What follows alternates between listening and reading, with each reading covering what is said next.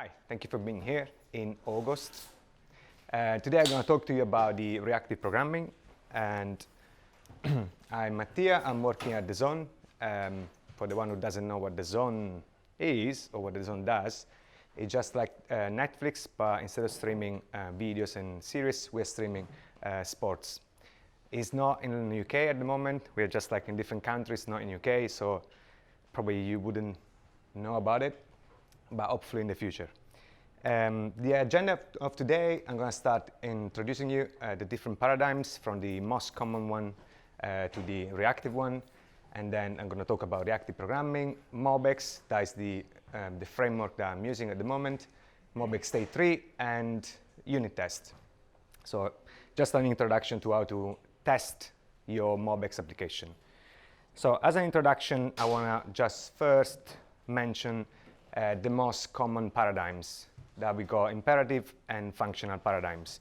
In the imperative way, when we are writing like any code in that case, we're gonna just like describe like how we want to achieve a specific goal.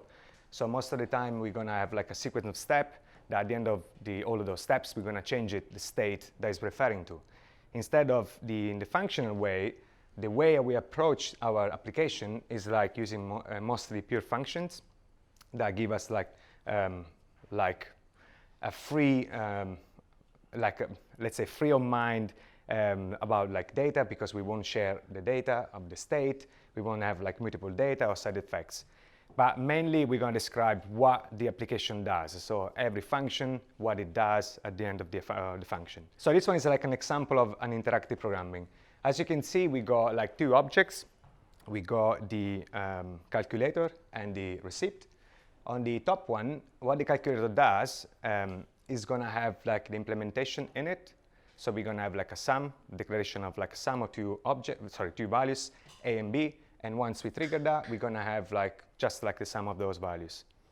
In the second object, the receipt, that we can call the receiver of the implementation declared in the calculator, what we're doing, we're going to have, first of all, we're going to inject the calculator in it. And then, as soon as we got it, we can use it. So as you can see in the print method, we can use the calculator object and its own property sum to have like a sum of just two values. Can everyone see? Or yeah. So usually, like you instantiate your objects and then you pass in as a dependency, and you're good to go. You can use it. This kind of approach is like common.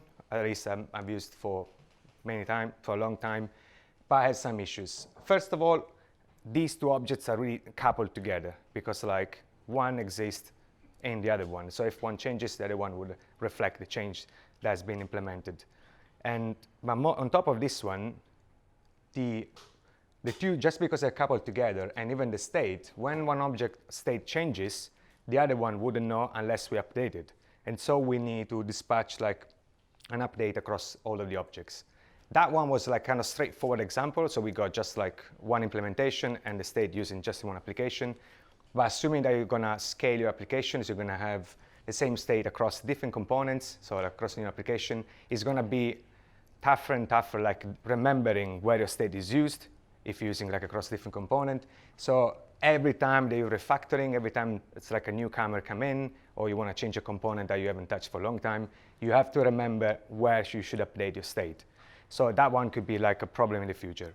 So the question is, how can we fix this? And reactive programming is, is focused on fixing mainly this issue, because the reactive programming, what will do, or at least what it does, is going to handle the propagation of data for you.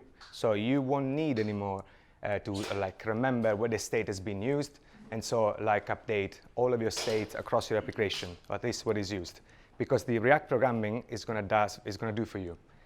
And right, first of all, I want to introduce you to the what the technology that uses before showing you an example.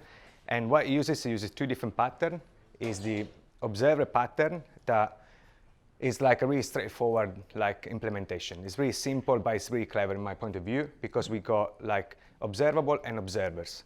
The observable itself will be your state, so will be the value that you want to have a look at. And then you're going to have the observer that's going to be all of the other dependent that's going to look at, so all of your listeners. So in this case, the approach is really simple. For how the reactive architecture works, you're going to have like a producer and a consumer. The producer is the one who has the state, and the consumer is the one who uses the state. The producer itself is going to have inside his own object just a list of like all of the dependent that are going to use the state. So as soon as the state changes, we'll know at the same times which are the dependent that will be that needs to be updated. So that needs to know about the update. So this like pattern is really straightforward. It's really simple, but it's pretty powerful in the same way. On the other hand, we got the iterator pattern that allow us to have like an isolation and separation between these two elements, the producer and the consumer, because the consumer in that case, I will show you better in a second. The consumer is going to be the one who's going to use the state, wouldn't know anything about implementation. And in the end is what we wanted, because I hope that you remember on the example I just showed you, the receipt object will know where at least the implementation is. So it's going to call the calculator sum property that's going to do the change. With the reactive architecture, the consumer wouldn't know anything about implementation, and so it's going to know just about the observable. Here I'm going to show you both examples. So this one is the one we saw earlier. So we're going to have the two objects, assuming that this one is the consumer and this one is the producer, but we won't, let's say I cannot call them in this way because like they are just normal object with a dependency injection in it. On the right side, so approaching the same kind of like goal, but in reactive programming, as you can see, the calculator that's going to be the producer of our state will know, we start declaring an observable, so it's going to be the state that we want to look at, and then the only things that we are exporting from the object is not the implementation itself. We are not exporting anymore the sum method, but what we're exporting is just the single value, the single state that's going to be used elsewhere. So as you can see in the receipt then, so the second object, instead of injecting the calculator and so its own properties, we're just injecting the single state, the single value, so the observable. So what this thing is going to produce is like, first of all, the consumer that's the receipt wouldn't know anything about the sum method. The only things I will know is just the value that's going to be the output of that method. And so in that case, we're using just the receipt, but if you would have like many components, many classes uses the same observable, let's say sum, we won't need to update them anymore, because like as soon as we change the calculator, all of those other ones will know about the update and they will react to that change. Okay, so the benefit of this is like, first of all, we got replication. So as I said, the example was really straightforward, really simple, but just try to imagine like a large application where you got like your state spread across your application. So in that case, as soon as you change something, you will be dispatched across all of the components that are using it. Then you go like a deeper isolation, because you go isolation in time and space. What I mean is like the sender and receiver that I mentioned earlier, they can have different life cycle, and they don't need to exist at the same time to be in communication between them. They could be entirely isolated. And last, we got delegation, because for the iterator pattern, the implementation is on the producer.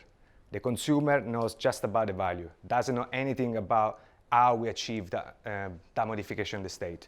I hope that, to me, is really powerful, this. I hope that everyone agrees with that. But because like, I started working on reactive architecture like a few months ago, and I really found the power of this, because like, we are like in a big company, we got lots of developers, we got different teams and stuff. In that case, as soon as I joined the company, I found myself comfortable on working on the code base, because wherever I was touching, I was sure to not ruin anything that was already implemented, because everything I was touching was like new and was isolated to everything else. So how can we achieve that? We can use Mobx. Mobx is the framework that I'm more familiar with, and it's the one that we're using it.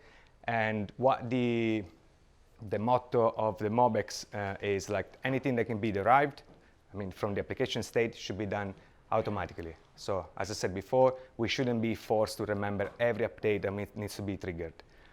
And this one is the structure, the basic structure of Mobx. We do have few elements like observable. As I said, usually the observable is the state that you want to observe at.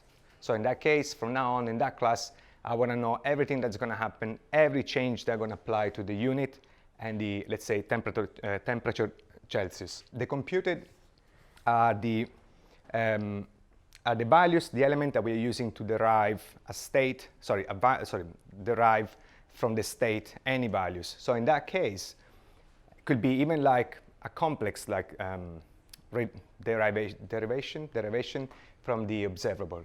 So if you can see the temperature Kelvin, we got that is going to return the observable that we're observing, so the temperature Celsius, but it's going to be multiplied. I didn't know that kind of math, but it's like, how can you derive from the Celsius, the Kelvin temperature? But the point is, the computed value are going to allow you to derive the state of your application.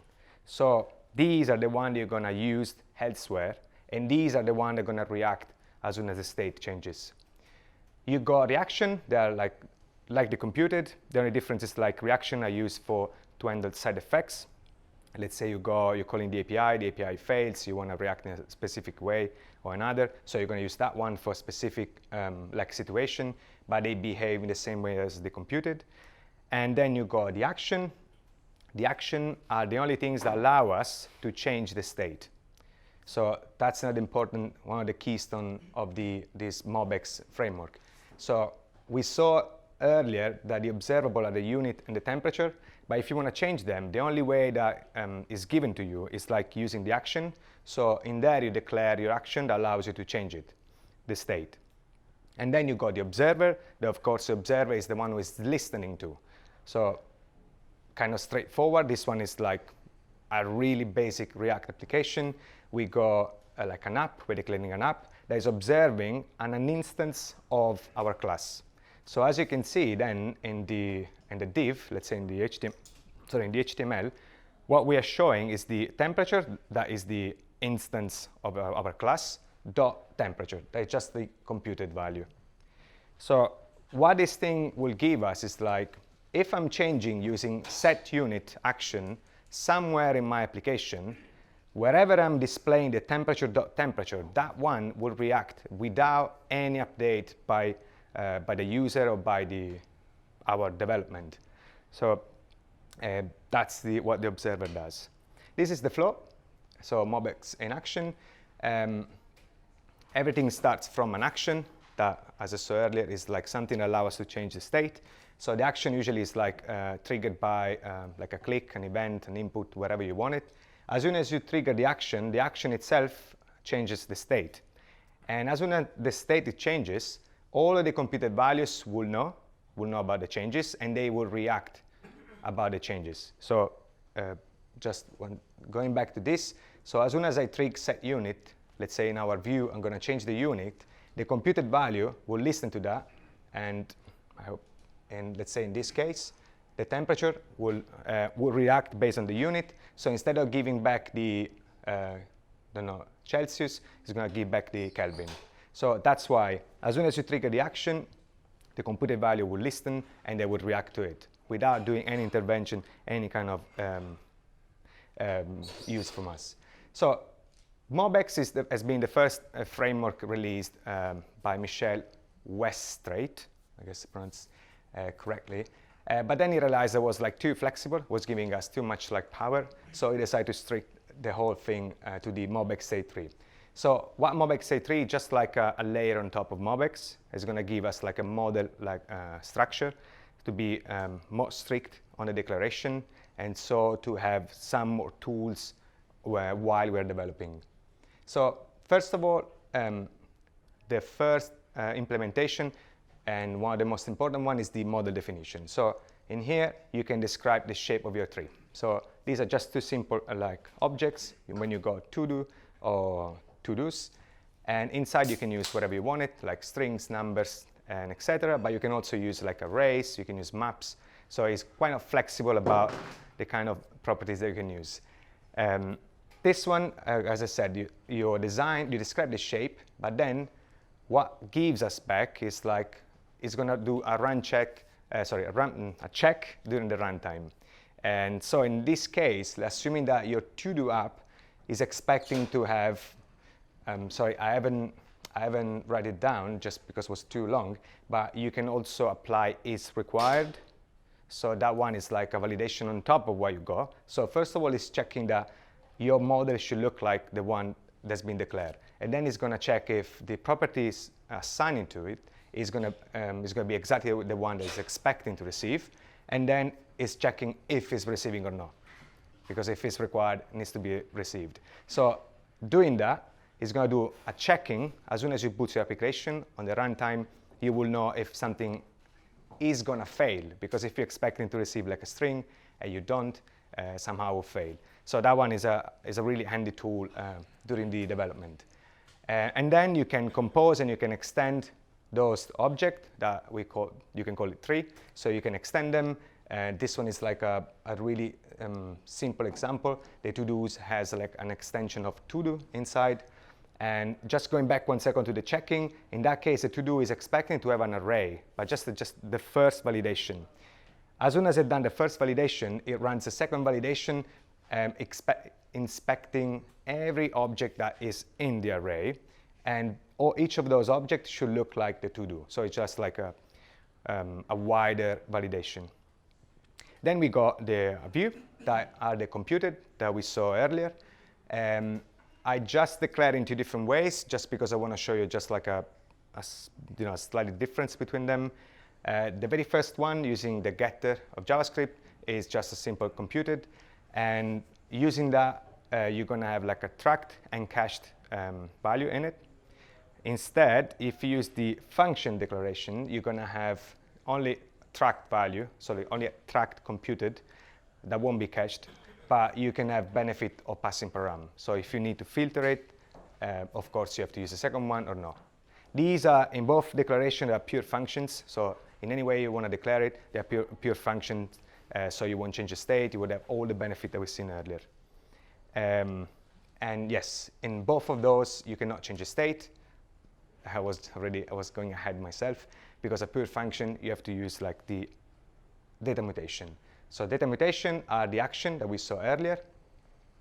Another tool that's going to give us like less freedom but more reliability is like you can only change your state if you declare an action inside your model. So just quickly going back here, if you want to change any of those models, you have to declare the action inside this model. You cannot declare an action elsewhere, so it has to be inside the same tree.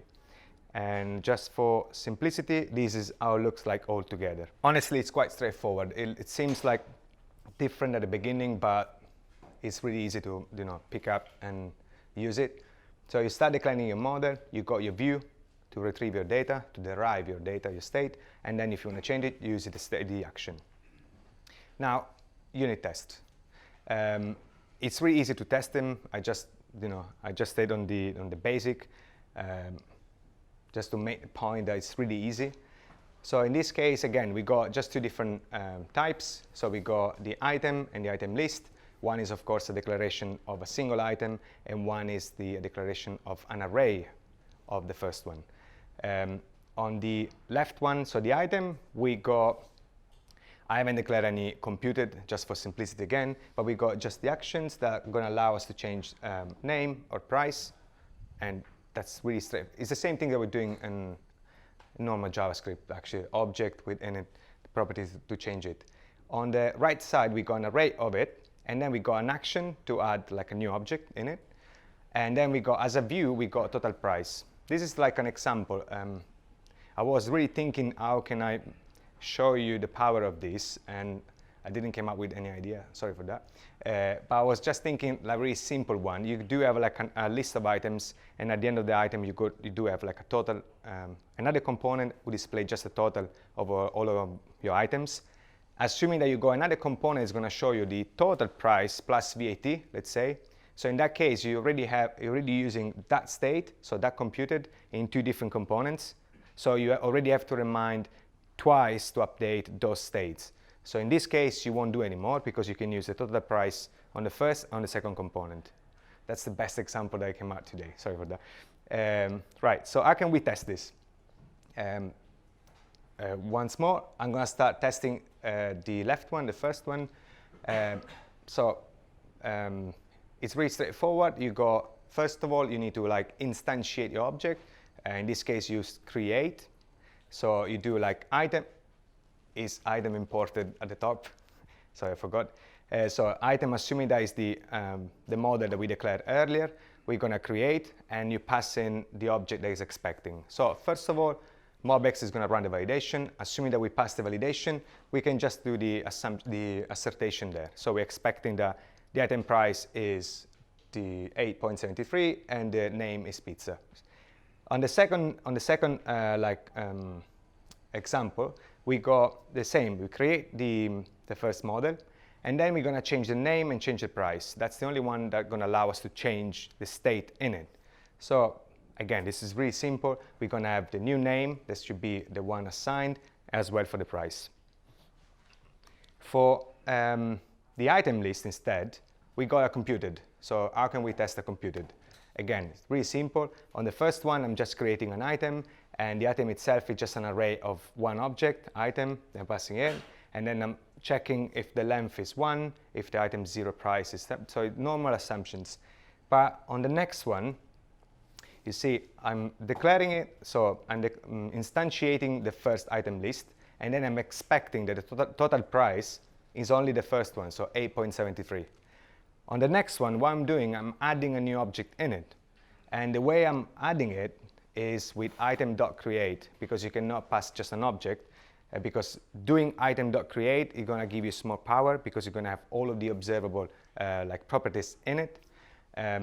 You can go a lot further than this. Again, it's just like an introduction of the unit test. But the important thing is, like, as soon as I push in another object who has price of 5, the total price I'm expecting should have changed, because the computed value derived the new state, so it's going to react to the new state updated, should display the new price, and was green. Sorry, I'm not running it, but it was green, so I was passing it. Just to conclude the tree in depth, so each object is a node tree, and every node in a tree is a tree itself. That's why you can compose and extend your own object.